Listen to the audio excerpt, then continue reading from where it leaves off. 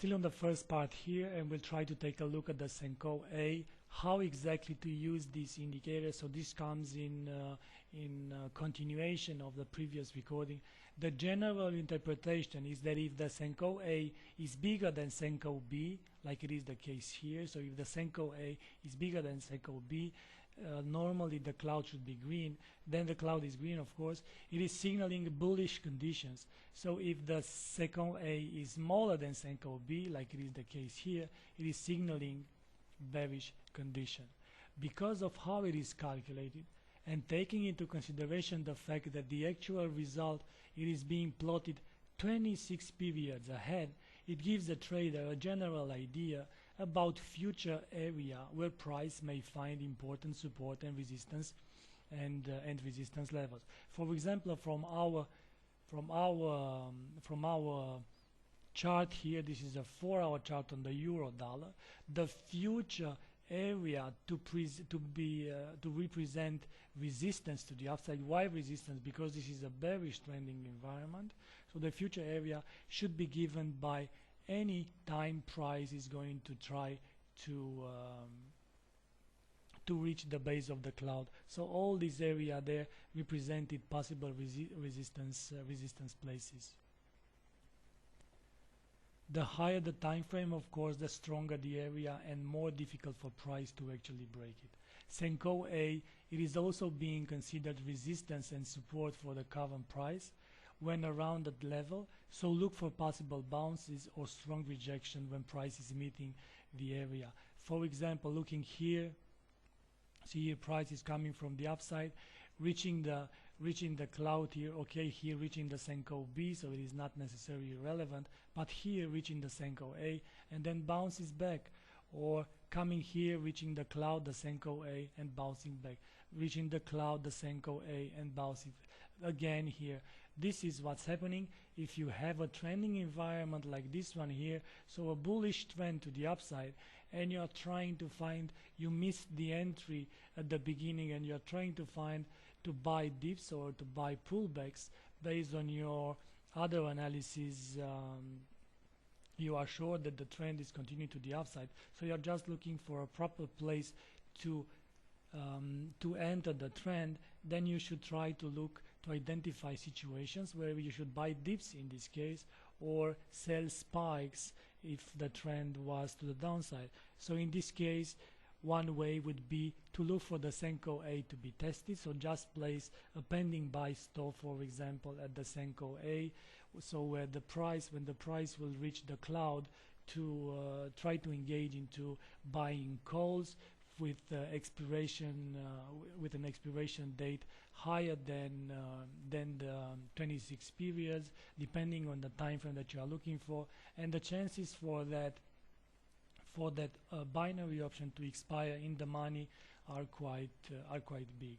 Now Senkou A, it is also being considered resistance support for the current price when around that level. So looking for possible bounces like mentioned earlier. A break above or below this line should be followed by the cloud turning the color 26 periods ahead.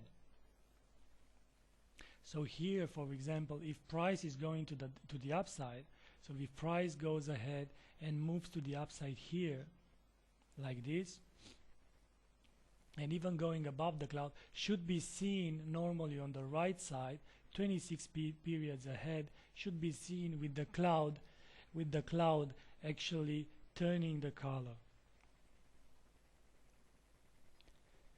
If current price is breaking above the Senkou A, then wait for the cloud to turn green 26 periods ahead before employing bullish strategies. If current price is breaking below to the Senkou, below the Senkou A, then wait for cloud to turn red before employing bearish strategies. So basically, we are dealing with two environments here, one bullish and one bearish environment, and the Senkou A, like the Tenkan was at that specific moment of time, Senkou A is kind of a leading span here. There is a strong tendency for the two elements, Senkou A and Senkou B, to be interpreted together, as they are basically forming the cloud. So if something is happening to the cloud, then this is the result of changes in the Senkou A and B levels.